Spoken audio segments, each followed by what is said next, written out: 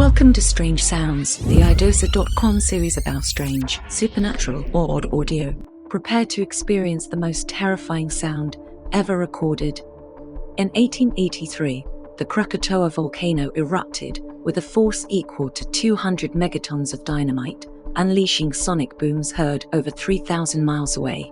This colossal explosion sent shockwaves around the globe 7 times and plunged skies into darkness for days.